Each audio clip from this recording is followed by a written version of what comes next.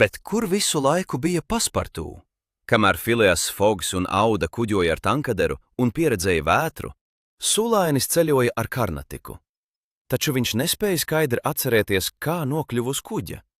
Lūk, kā risinājās notikumi. Paspartū pamodās no rīta kuģa Karnatika kajītē un izgāja uz klāja. Tur viņš atklāja, ka saimnieka nav uz kuģa. Tātad viņš ir palicis bez naudas. Sākumā Paspartū apjuka.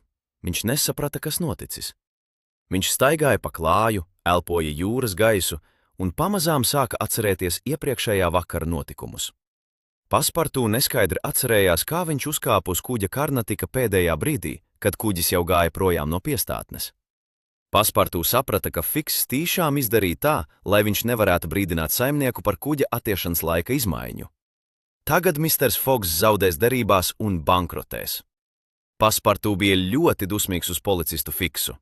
Par braucienu ar kuģi un ēdināšanu 3 personām, misteram Fogam, Audai un viņam pašam, jau bija samaksāts, tāpēc Paspartū ēda par 3.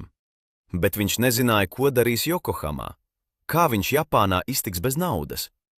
13. novembrī Karnatika ieradās Jokohamas ostā, un Paspartū negribīgi izkāpa krastā. Visu dienu viņš staigāja pa pilsētu. Viņš domāja, ko tagad darīt, bet neko nevarēja izdomāt. Vakarā Paspartū atgriezās ostā. Viņš bija bēdīgs un izsalcis.